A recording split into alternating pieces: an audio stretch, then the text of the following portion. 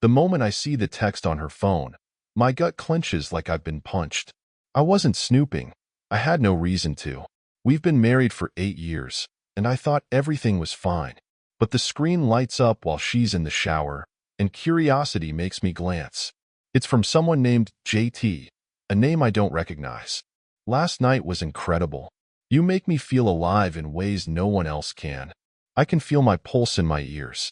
My brain scrambles for explanations, each one more implausible than the last. My wife, Sandra, has always been the practical type. A lawyer who works long hours, she doesn't seem like the type to even notice other men. But now I'm staring at undeniable proof. Her boss's name is James Taylor. Could it be him? I've heard her mention him casually, too casually, in hindsight. I don't have long to think. The water stops running, and I hear her footsteps. I put the phone down, screen side down, and step away from the counter. When Sandra walks in, towel wrapped around her, she doesn't look guilty. She doesn't even look suspicious of my mood. But that's the thing about people who lie. They're good at it. Too good. I decide not to say anything yet. Instead, I ask her casually, "Do you want me to grab some coffee for us before heading out?" She smiles, brushing past me to the closet. "That would be great. Thanks, babe." Her smile doesn't reach her eyes. It hasn't in months. I head to the kitchen, but I'm not thinking about coffee. My mind is racing. I need more than a text. I need proof. When I come back with the coffee, she's already dressed for work in her usual sharp blazer and pencil skirt. She pecks me on the cheek, murmuring, "I'll see you tonight." I watch her leave, the smell of her perfume lingering in the air, taunting me. I don't even notice the coffee spilling from the overfilled mug in my hand. I need to know the truth. Part 2. A plan in motion. I can't focus for the rest of the day. At work, every email feels like it's mocking me. Every call feels like a waste of time. My mind is consumed by that text message. Who is this guy? Is it her boss? How long has this been going on? Most importantly, why? By the time I get home, Sandra's already there, humming to herself in the kitchen like nothing is wrong. She's making spaghetti, her favorite. I watch her from the doorway, the domestic scene like a cruel joke. Does she think I'm blind? Stupid? "I missed you today," I say, forcing my voice to sound light. I step forward and kiss her on the cheek. She turns, surprised but smiling. "You're in a good mood," she says, handing me a glass of wine. That's nice to see. If only she knew what was brewing behind my calm facade. Over dinner, I ask her about her day. She tells me about a big meeting at work and how James, her boss, was thrilled with her ideas. She even goes on about how lucky she is to have such a supportive manager. Her words feel like knives. "How about you?" she asks, twirling her fork in the pasta. "How was your day?" "Busy," I say, pushing spaghetti around my plate. "Actually, I might need to work late tomorrow night. Don't wait up for me." She nods, not even questioning it. That tells me everything I need to know. When she's done eating, she kisses me goodnight and heads upstairs to watch one of her crime dramas in bed. I wait until I hear the familiar theme song start playing. Then I get to work. I grab her phone from the counter where she's left it charging. Locked, of course. But I've watched her unlock it enough times to guess the code. After a couple of tries, bingo, I'm in. The texts to JT are worse than I imagined. They're not just flirtatious, they're graphic. I feel my stomach churn as I scroll through them, each one another blow to the gut. The texts confirm everything.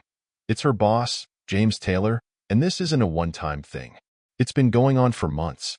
I take screenshots of everything, emailing them to myself from a dummy account. Then I carefully put the phone back where I found it. I take a deep breath, trying to keep the rage from boiling over. Blowing up at her tonight would accomplish nothing. I need a plan, a smart one. When I finally crawl into bed beside her, she stirs and mutters, "Love you," half asleep. I don't answer. I can't. The next day at work, I can barely function. My focus is a mess, and I keep replaying those texts in my mind. It's not just the betrayal. It's her audacity to act like everything's fine, like I don't see the cracks in her lies. By the time evening rolls around, I know I can't just sit on this. When I get home, she's already there, sitting on the couch with her laptop. She greets me with a smile, but it feels hollow. How was your day?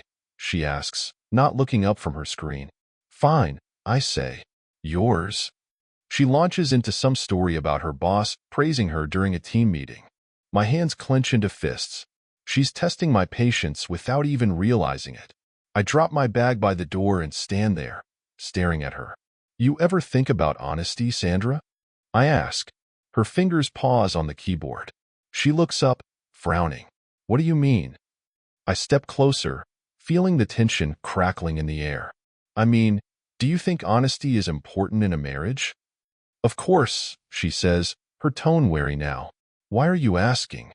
I sit down across from her, my eyes locked on hers. Because I feel like we've been drifting apart. I just want to make sure there's nothing you're not telling me. Her face tightens for a split second, a crack in her calm exterior. But then she forces a smile. You're imagining things. Everything's fine. Is it? I press. Because I saw a message on your phone yesterday. From someone named JT. Her face goes pale. For a moment, I think she's going to deny it. But then she sighs, closing her laptop and setting it aside. I was going to tell you, she says, her voice trembling. I laugh bitterly. When? After the next hotel rendezvous? Her eyes flash with anger. It's not like that. Not like what? I shoot back. Not like you're sleeping with your boss? Not like you've been lying to my face for months. She looks away, tears forming in her eyes. I didn't mean for it to happen. It just did. I shake my head, the anger bubbling over. Do you even hear yourself? You didn't mean for it to happen? You've been sneaking around, texting him, meeting him. That's not an accident, Sandra. That's a choice. I'm sorry, she whispers, her voice barely audible. Sorry doesn't cut it. I snap. Do you even realize what you've done to us? To me? She looks up then, her expression shifting from guilt to defiance. I'm not going to apologize for finding something that makes me happy. I stare at her, stunned. You're serious? Yes, she says, her voice steadier now. I love you, but I can't ignore what I feel for him. I need you to understand that. Understand? The word echoes in my mind, twisting the knife further. She's not asking for forgiveness. She's asking for acceptance. I stand up, my heart pounding. You want me to accept this? You're out of your mind. Before she can respond, I grab my keys and walk out the door. I need air, space, anything to escape the suffocating weight of her betrayal. I drive aimlessly for hours, the city lights blurring past me. My mind spins with questions that have no answers. How could she do this to me? To us? By the time I pull into a random parking lot, the anger has simmered into something colder, calculation. If she thinks I'm going to roll over and accept her infidelity, she's sorely mistaken. I take out my phone and scroll through the screenshots I emailed myself. Every incriminating message is there, neatly documented. I could confront James Taylor directly, but what good would that do? He's just as guilty as Sandra, but my problem isn't just him. It's her. If I want justice, I need to be smart about it. The next morning, I call in sick to work. My boss, a good guy who's known me for years, doesn't question it. Take care of yourself, man, he says, and I mumble my thanks. Then I set my plan in motion. First, I visit the bank. Sandra and I share a joint account, but I have a private one she doesn't know about. I transfer a substantial amount into it, leaving just enough in the joint account to avoid suspicion. Next, I stop by a lawyer's office. The receptionist is kind but professional, scheduling a consultation for the following day. By the time I get home, I feel a sense of grim satisfaction. I'm taking control of the situation, piece by piece. When Sandra walks through the door that evening, she's all smiles, acting like last night's confrontation never happened. It makes my blood boil. How was your day? She asks, hanging up her coat. Productive, I say, keeping my voice neutral. We need to talk. Her smile falters. About what? I gesture to the couch, and she sits down hesitantly. I remain standing, towering over her. About us. About where we go from here. She looks nervous now, her hands fidgeting in her lap. I already told you, I didn't mean for this to happen. Stop, I say sharply. No more excuses. You made your choices, Sandra. Now it's my turn. Her eyes widen. What do you mean? I mean, I'm not going to sit here and pretend everything's fine. You want to be with James? Fine. But you're not going to keep me on the sidelines as your backup plan. Her face pales. That's not what I'm doing, isn't it? I cut her off. You want the best of both worlds, but it doesn't work like that. You need to make a choice, Sandra. Him or me. She's silent for a long moment, her eyes filling with tears. I don't want to lose you, she whispers, but I don't know if I can let him go. Her words hit me like a sledgehammer, but I don't let it show. Instead, I nod slowly. Then you've already made your choice. I turn and walk upstairs, leaving her sitting there, stunned. My heart aches, but I refuse to let her see my pain. This isn't just about saving face. It's about reclaiming my dignity. In the quiet of our bedroom, I pull out my laptop and start compiling everything I've gathered. The texts, the receipts, everything. By the time I'm done, I have a clear timeline of her betrayal. I don't know what I'll do with it yet, but having the evidence feels like a step toward justice. Downstairs, I hear Sandra moving around, her footsteps hesitant. She's probably waiting for me to come back and comfort her, to tell her everything will be okay. But I won't. Not this time. The next morning, Sandra is unusually quiet. Normally, she's buzzing around the kitchen, multitasking breakfast and answering work emails. Today, she barely speaks, her eyes darting toward me every few minutes as though she's waiting for a signal. I give her none. I'm playing the long game now. As she heads out the door, she stops and looks back. We'll talk tonight, okay? I nod curtly. Sure. When the door closes behind her, I feel a wave of relief. I need the space to think. Sandra's reluctance to let go of her affair is maddening, but her indecision also gives me leverage. She's playing both sides, and that's exactly what I'll use against her. First, I call the lawyer I scheduled with yesterday. She's sharp, a no-nonsense type who doesn't waste time sugarcoating things. After hearing the basics of my situation, she lays it out bluntly. You've got grounds for divorce, and with the evidence you've collected, you'll likely get a favorable settlement, she says. But if you want to push harder, custody, property, or even tarnishing her reputation, you'll need to tread carefully. Tarnishing her reputation. The thought lingers in my mind long after I hang up. I'm not usually the vindictive type, but Sandra's betrayal isn't just a personal affront. It's a full-scale attack on the life we built together. And if she thinks she can come out of this unscathed, she's sorely mistaken. By the time she gets home that evening, I'm ready. She walks in, her coat draped over her arm, looking more composed than I expected. She's probably rehearsed what she's going to say all day. Hey, she begins cautiously, setting her things down on the counter. Can we talk? I gesture to the couch, and we sit down. The tension is palpable, stretching like a rubber band about to snap. I've been thinking a lot about us, she starts, her voice trembling slightly, and about what I want. Here it comes. I steel myself, keeping my expression neutral. I love you, she says. I don't want to lose what we have, but I need you to understand that what I have with James, it's different. It's not about replacing you. I stare at her, incredulous. You expect me to be okay with that?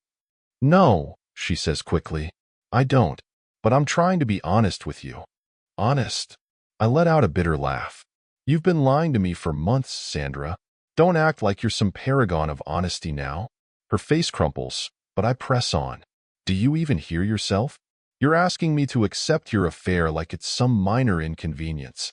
Do you have any idea what that's done to me? To us? She looks down, her hands clasped tightly in her lap. I'm sorry, she whispers. I don't know what else to say. Then don't say anything, I snap.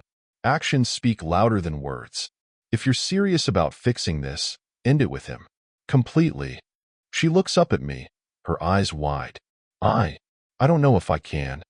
Her hesitation is all the answer I need. I stand, towering over her. Then there's nothing left to talk about. She reaches for me, her voice breaking. Please, don't give up on us. I need time. Time? I interrupt. You've had time. You made your choices, Sandra. Now I'm making mine.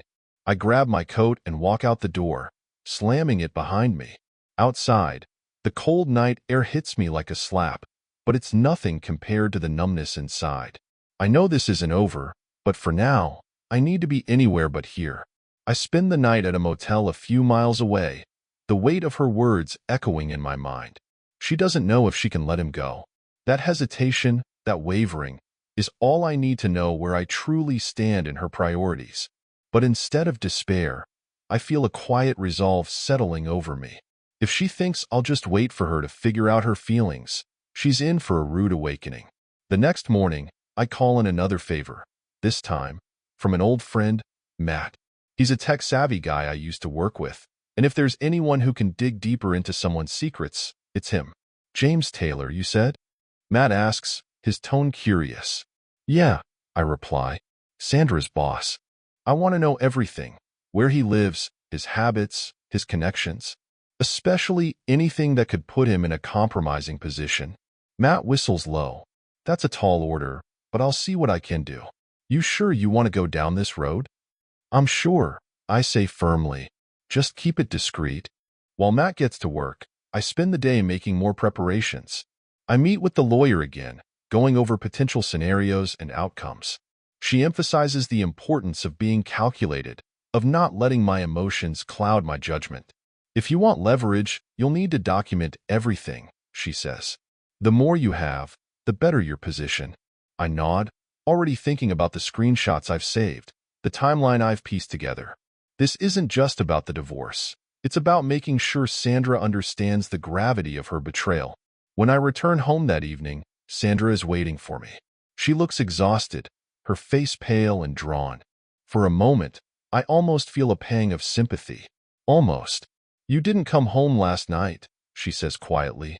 I needed space, I reply, shrugging off my coat. Not that you'd care, considering how much of your time is spent with him. Her eyes flash with anger. That's not fair. Fair? I scoff. You're seriously talking to me about fairness? You've been cheating on me for months, Sandra. Spare me the self-righteousness. She flinches, but I don't relent. I'm done playing the fool, I say. You want to keep seeing him? Fine. But you'll do it as a single woman, because I'm not sticking around for this circus. Her breath catches, and for a moment, I think she's going to break down. Instead, she squares her shoulders, her expression hardening. You're not being reasonable, she says. I'm trying to be honest with you, to find a way for us to move forward. I interrupt, laughing bitterly. Sandra, the only way forward is for you to end this affair. Anything less is a non-starter. She glares at me, her eyes blazing. You're being impossible. And you're being selfish, I shoot back. But you know what? I'm done arguing. Do whatever you want. Just don't expect me to stick around and watch. I head upstairs, slamming the bedroom door behind me. My hands are shaking, but it's not from anger. It's from the clarity of my decision. Sandra may think she can manipulate me into accepting her terms, but she's underestimated just how far I'm willing to go to protect myself. As I lay in bed that night, staring at the ceiling, my phone buzzes. It's a text from Matt. Got something. Call me when you can. A slow smile spreads across my face. The game is about to change. The next morning, I call Matt before I even leave bed. His voice is brisk, tinged with excitement. You're going to want to sit down for this. I'm already lying down, I reply. What did you find? Well, Matt begins, your boy James Taylor is as slimy as they come. He's got a history of using his position to hook up with subordinates. 2 former employees filed complaints against him a few years ago, but the company swept it under the rug, paid them off to keep it quiet. I sit up, my pulse quickening. Is there proof? There's more than enough. I found court records for one of the settlements, heavily redacted but still incriminating. And there's something else. He's been embezzling from the company. That last part catches me off guard. Embezzling? Yeah, nothing too flashy, but enough to notice if you're looking. Creative bookkeeping, funneling money into dummy accounts.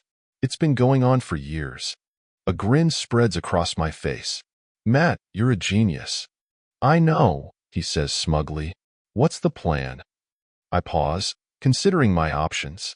This isn't just about exposing James anymore.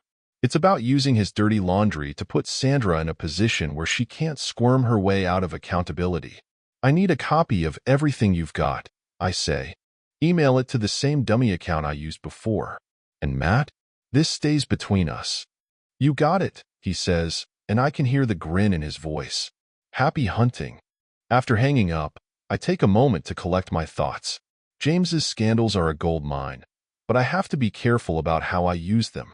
If I blow the whistle too soon, Sandra might see it as a desperate act of revenge. No, this needs to be precise, surgical.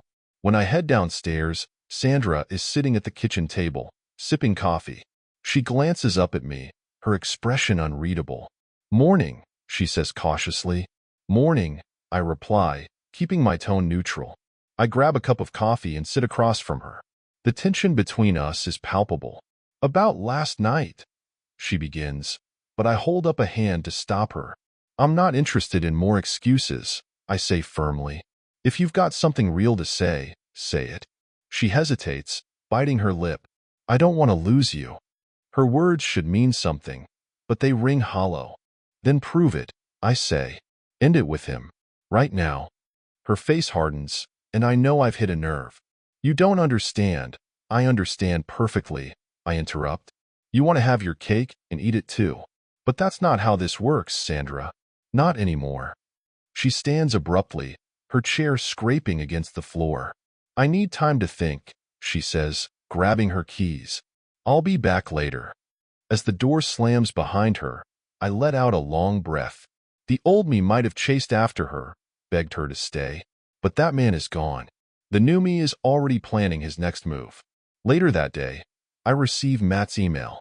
Attached are all the files, complaints, court documents, financial records. It's a treasure trove of leverage. I forward the most damning pieces to my lawyer, along with a note. Let's discuss how to use this.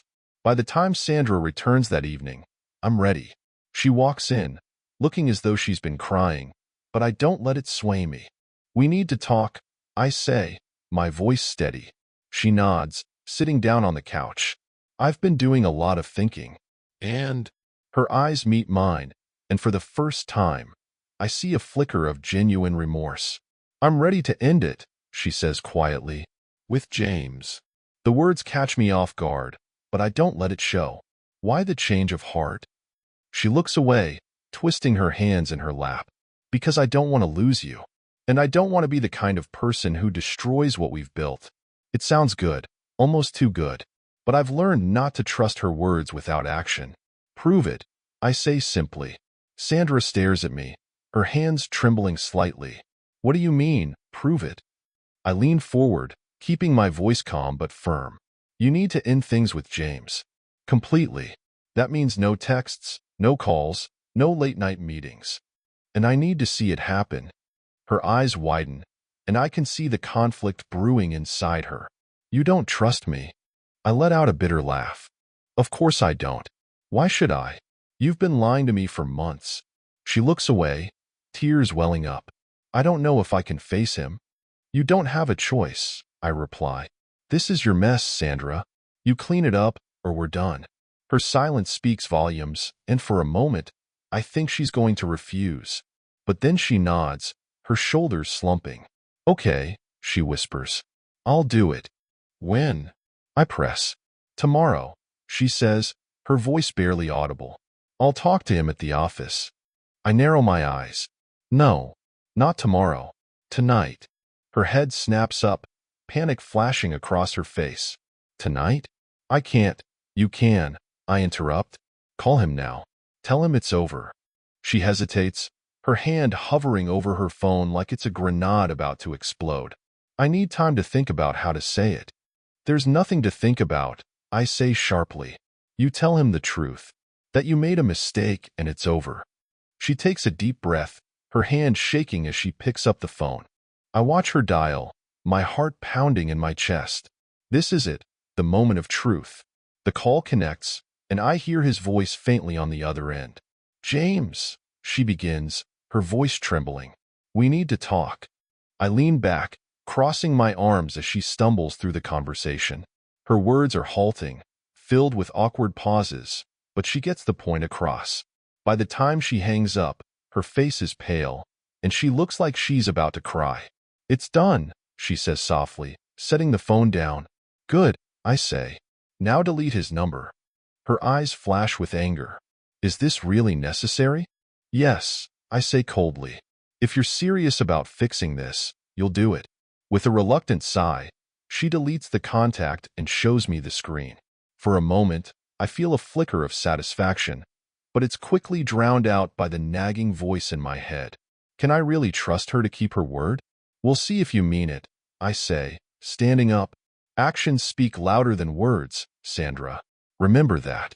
She doesn't respond, her head bowed like a chastened child. I walk upstairs, leaving her alone with her thoughts.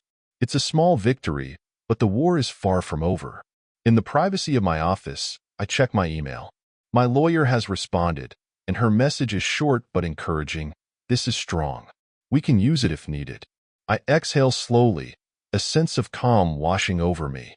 I don't know what Sandra's next move will be, but I'm prepared for anything. I've taken the first steps to reclaim control, and I'm not stopping until I've secured what's mine. The next morning, Sandra acts like a different person. She's attentive, making my favorite breakfast and even offering to drive me to work, something she hasn't done in years. It feels rehearsed, like she's trying to smooth things over too quickly. I let her play the role of the devoted wife, but inside, I'm more skeptical than ever. When she leaves for work, I make my move. I'd already planned this, knowing full well that words mean little when trust is broken. From the tools I ordered online, I select a small GPS tracker and head to her car. It takes less than 5 minutes to discreetly attach the device under her bumper. By the time she's driving away, I'm already monitoring her movements from my phone. Throughout the day, I keep an eye on the tracker. Her route matches what she told me, straight to the office and staying there for hours. But as the clock strikes noon, the dot on the map starts moving. I watch as it veers away from her workplace and heads toward an unfamiliar address. The address leads to a restaurant, a casual lunch spot, nothing particularly special, but the timing raises alarms. Who is she meeting? Curiosity gets the better of me. I leave work early and drive to the restaurant, parking across the street where I can see the entrance. Sure enough, Sandra's car is there. A few minutes later, she walks out, laughing and chatting with none other than James Taylor. The sight of them together sends a surge of rage through me, but I force myself to stay calm. They part ways at the curb, Sandra heading back to her car while James walks off toward another lot. I take pictures from my phone, documenting the encounter. Evidence, I remind myself. This is about strategy, not emotion. When I get home, Sandra is already there, acting like nothing happened. "Hey," she says cheerfully, setting the table for dinner. "How was your day?" "Fine," I reply, keeping my tone neutral. "Yours?" "Busy," she says. "Meetings all day. I barely had time to eat." The lie rolls off her tongue effortlessly, and I have to clench my jaw to keep from exploding. Instead, I sit down at the table, letting her continue the charade. She's good too good, but I have the upper hand now. After dinner, I excuse myself and retreat to my office. I review the pictures I took, my mind spinning with possibilities. Sandra might think she's clever, but she doesn't realize she's already lost. The more she lies, the stronger my case grows. Later that night, she climbs into bed beside me, her hand resting lightly on my chest. "I love you," she murmurs, her voice soft. I don't respond. I can't. The next morning, I wake before Sandra, my mind already churning with plans. Her casual lunch with James yesterday confirmed what I suspected. Her so-called breakup with him was nothing more than lip service. But this time, I have proof. As she stirs awake, stretching lazily beside me, I decide to test the waters. "Morning," I say, my voice neutral. She blinks at me, smiling faintly. "Morning. You heading straight to the office today?" I ask, watching her carefully. She nods, rolling out of bed. "Yeah, just the usual grind." "Why?" "Just curious," I say, keeping my tone light. "Thought maybe we could grab lunch together if you're free." She pauses for a split second, barely noticeable, before turning back to me. "I'd love to, but today's packed. Maybe another day?" Of course, I say, smiling tightly. Another day. As she showers and gets ready, I decide on my next move. If she's lying to my face, I need to know exactly how deep this deception runs. The GPS tracker already gives me her location, but I need something more concrete, audio. Once Sandra leaves, I set to work. I retrieve the small voice-activated recorder I purchased alongside the GPS tracker. It's sleek, easily hidden, and capable of capturing hours of audio. I slip it under the passenger seat of her car, where she's unlikely to notice it. For the rest of the day, I monitor her movements closely. As expected, she heads to the office and stays there through the morning. But by noon, her dot on the tracker starts moving again. This time, it leads to a different location, a hotel downtown. My stomach twists as I watch her car come to a stop in the hotel parking lot. I want to storm in there, confront her and James on the spot, but I hold back. This isn't the time for rash decisions. I need more than just my word against hers. I need undeniable evidence. That evening, when she returns home, I'm waiting for her in the living room. She greets me with a kiss on the cheek, her demeanor as calm as ever. "How was your day?" I ask, keeping my tone casual. "Busy," she says, dropping her bag on the counter. "Meetings, meetings, and more meetings." I nod, pretending to accept her answer. "Must have been exhausting." "You have no idea," she replies, flashing me a tired smile. As the evening wears on, I notice little signs of her discomfort, how she avoids eye contact, how her laughter feels forced. She knows she's walking a thin line, and the tension between us is growing. But I say nothing, waiting for the right moment to act. After she falls asleep, I sneak out to her car and retrieve the recorder. Back in my office, I plug it into my laptop, my heart pounding as the audio file begins to play. At first, it's mundane. Sandra humming along to the radio, the sound of her phone ringing. But then, I hear James's voice. Their conversation is casual at first, but it quickly turns personal, flirtatious, and then unmistakably intimate. I slam the laptop shut, my hands trembling with anger. This is it, the smoking gun. The proof I need to expose her lies and finally take control of this nightmare. The audio recording plays on a loop in my head, each word a dagger twisting deeper into my gut. Sandra and James didn't just meet for lunch. They met at that hotel. Their words leave no room for misinterpretation. The betrayal is complete, and now I know exactly what I have to do. The next morning, Sandra is her usual cheerful self, chatting about weekend plans and asking what I'd like for dinner. The sheer audacity of her normalcy stokes the fire inside me, but I keep my composure. This isn't the time to show my hand. "I'll let you decide dinner," I say, giving her a tight smile. "Surprise me." She laughs, leaning in for a kiss. "Will do. Have a good day at work." "You too," I reply, watching her walk out the door. As soon as she's gone, I call my lawyer. "It's time," I tell her. The lawyer doesn't hesitate. "You're sure you have everything?" "Everything and more," I reply. "Let's move forward." The next step is the hardest, calling Sandra's parents. They've always been kind to me, treating me like part of the family, but they deserve to know the truth. When her mother answers, I waste no time. "Hi, Carol. It's Mark." "Mark, how are you?" she asks warmly. "I've been better," I admit. "I need to talk to you about Sandra." There's a pause, and I can almost hear her frowning. "Is everything okay?" "No," I say bluntly. "I've discovered that Sandra's been having an affair with her boss." Her gasp is audible. "Are you sure?" "I have proof," I say. "Texts, pictures, even audio recordings." "I thought you should know because this is going to get messy." Carol is silent for a long moment before finally speaking. "Thank you for telling me." "I'm so sorry, Mark. I don't even know what to say." "You don't have to say anything," I reply. "I just thought you deserved to hear it from me." When I hang up, I feel a mix of guilt and relief. Guilt for shattering her parents' image of their daughter, but relief in knowing that I'm not alone in this anymore. The truth is out, and there's no turning back. Later that evening, when Sandra comes home, I'm waiting for her in the living room. This time, there's no pretense, no small talk. "We need to talk," I say, my voice cold. Her smile falters. What's wrong? I pull out my phone and play the recording, letting her own words hang in the air like a noose.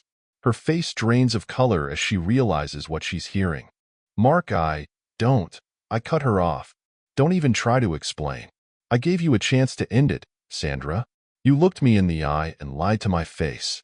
She stumbles back, tears streaming down her cheeks. I didn't mean, stop, I snap. I don't want to hear your excuses. I'm done. She collapses onto the couch, sobbing. What are you going to do? I've already filed for divorce, I say. And trust me, I'm taking everything. Her head snaps up, panic flashing across her face. Mark, please, don't do this. We can fix this. There's nothing left to fix, I reply. You made your choice, Sandra. Now you can live with the consequences. I walk out of the room, leaving her to grapple with the reality of what she's done. For the first time in weeks, I feel a sense of control, of clarity. The path ahead won't be easy, but I'm ready for whatever comes next.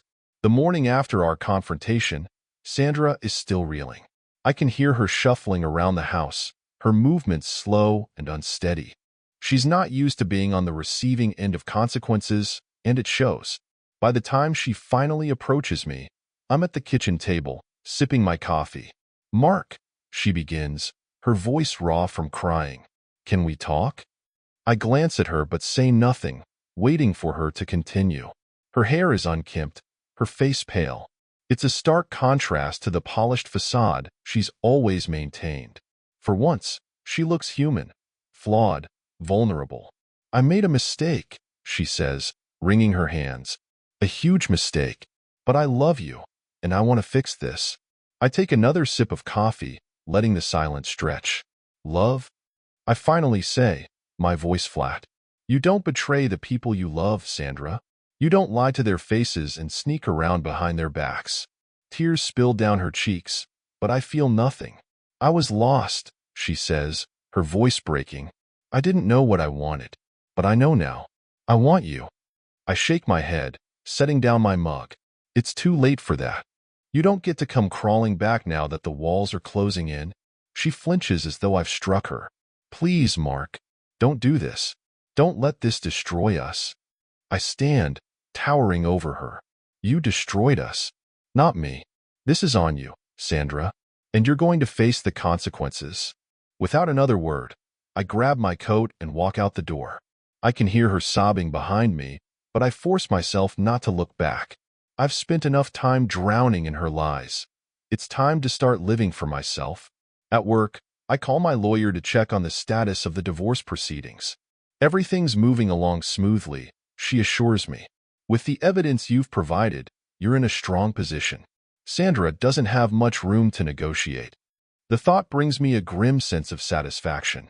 For years, I've been over backward to support Sandra, to build a life we could both be proud of. And now, I'm done being the nice guy. Later that afternoon, I receive a call from Sandra's mother. Her voice is shaky, a mix of anger and sorrow. Mark, I don't even know where to begin, she says. Sandra called me this morning. She told me everything. I'm sorry you had to hear it, I reply, but you needed to know the truth. She's devastated, Carol says. She's terrified of losing you. She should have thought about that before she started sneaking around with her boss. I say coldly, I can't keep enabling her behavior, Carol. She needs to face the consequences of her actions. There's a long pause before she finally speaks again. You're right, she says softly. I wish things could have turned out differently. Me too, I admit, though the words feel hollow. There's no undoing the damage Sandra has caused. When I return home that evening, Sandra is waiting for me in the living room. She looks like she hasn't slept, her eyes red and swollen. I called James, she says, her voice trembling. I told him it's over. For good. I arch an eyebrow. And why should I believe you this time? She pulls out her phone, scrolling to a thread of text messages. I blocked his number, she says, showing me the screen. I'll do whatever it takes to prove I'm serious. I stare at her, my expression unreadable. We'll see, I say, turning toward the stairs. Actions speak louder than words, Sandra, and you've got a long way to go. Over the next week, Sandra's behavior shifts noticeably. She's walking on eggshells around me, doing everything she can to prove her sincerity. She cooks my favorite meals, keeps the house spotless, and even stops going out with her friends. But no matter how hard she tries, the damage is done. Every gesture feels hollow, every smile forced. At work, I keep monitoring the GPS tracker and reviewing the audio recorder periodically.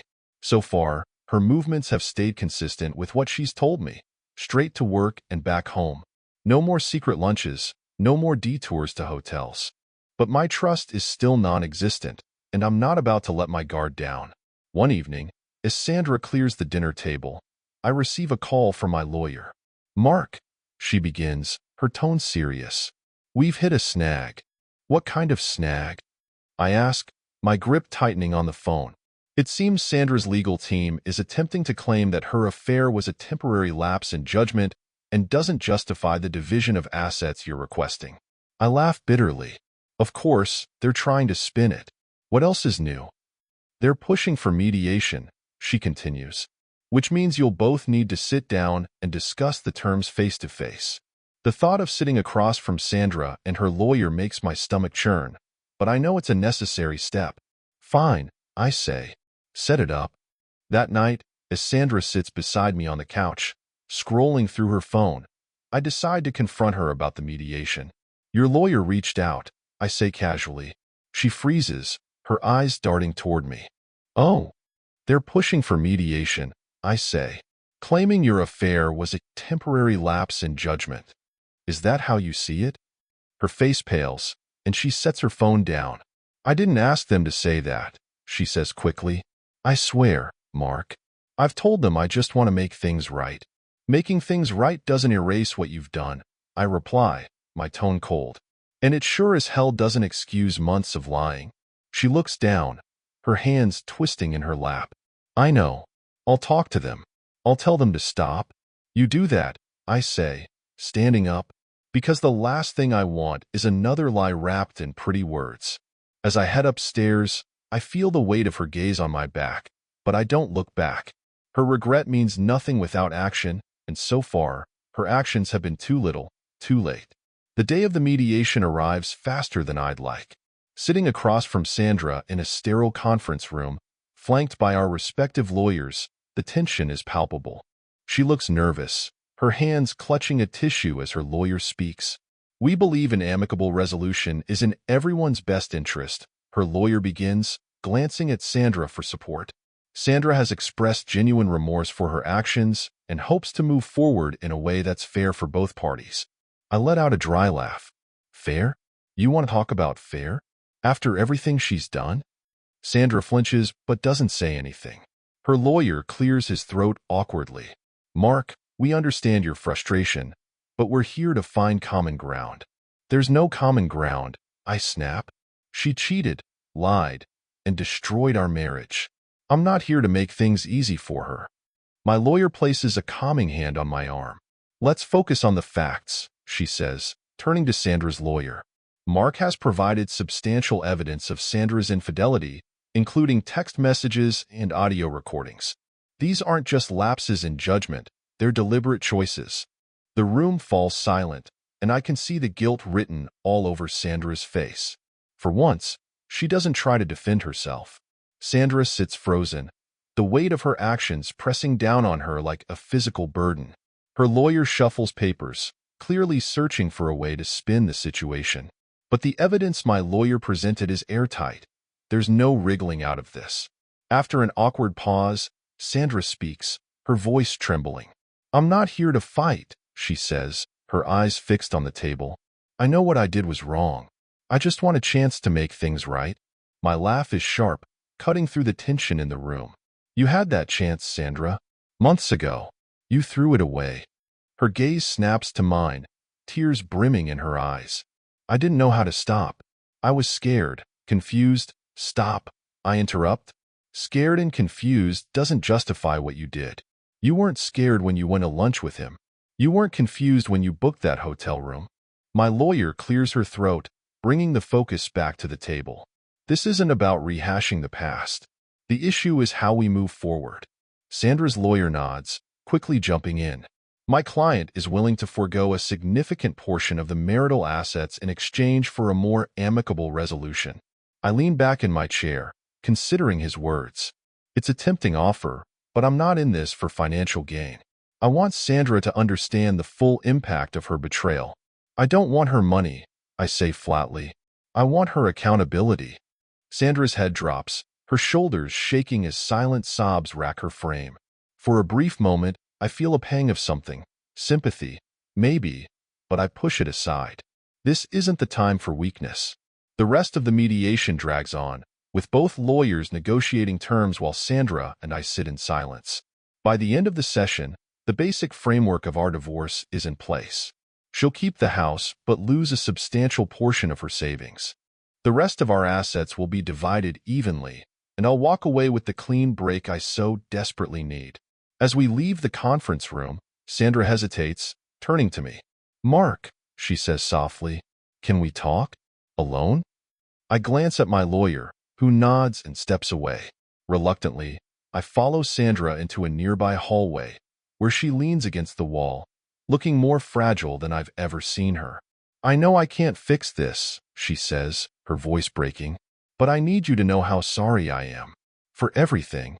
I cross my arms, keeping my expression neutral. "Sorry doesn't change what you did." "I know," she whispers, "but I still love you."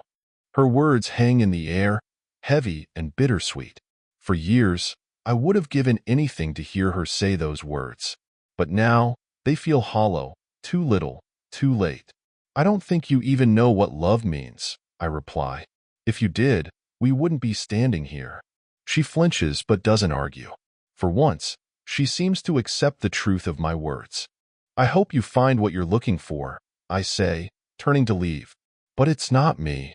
As I walk away, I feel an odd mix of emotions: relief, sadness, and a faint glimmer of hope. This chapter of my life is closing, but I'm ready for whatever comes next. The days following the mediation are surreal. For years, my life has been defined by my marriage to Sandra. Our routines, our shared dreams, even our fights. But now, all of that feels like a distant memory. I'm no longer her husband.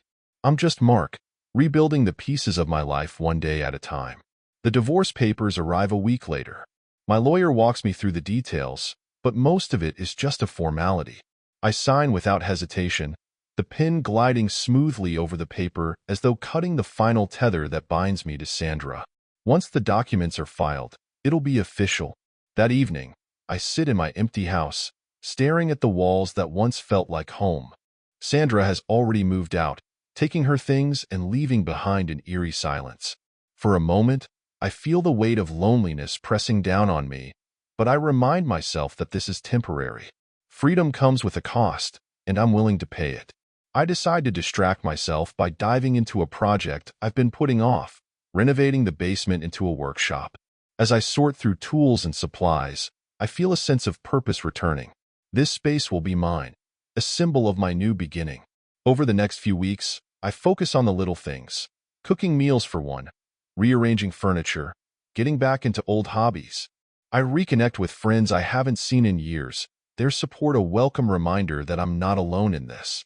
Slowly but surely, I feel the shadows of Sandra's betrayal lifting. One afternoon, as I'm clearing out a box of old photos, I come across a picture of Sandra and me from our honeymoon. We're smiling on a beach, the sun setting behind us. For a moment, I'm overcome with a wave of sadness, not for the woman she became, but for the life we once shared. I set the photo aside, resolving to put it in a box with other keepsakes from our marriage. They're part of my story, but they no longer define me.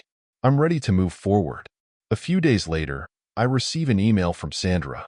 It's short, almost painfully so. "I wanted to thank you for everything. I'm sorry I couldn't be the wife you deserved. I hope you find happiness." I stare at the message for a long time before finally typing a response. "I hope you find happiness too. Take care."